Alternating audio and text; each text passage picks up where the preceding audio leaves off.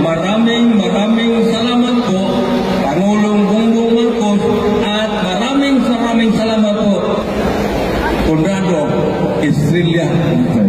Maraming salamat. Mabuhay ang agrarian people. Natin ang utang ng mga agrarian reform beneficiaries.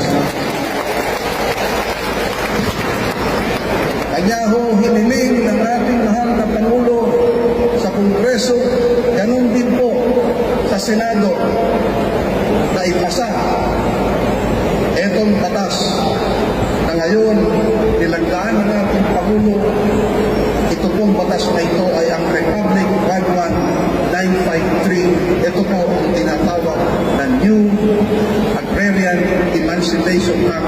Ito pong batas na ito ay nagbubura ng mga utang ng mga agrarian reform beneficiaries.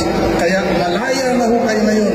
Yung lupa na natanggap nyo, walang kasamang utang, kung hindi lupa na libre para sa inyong mga magsasaka.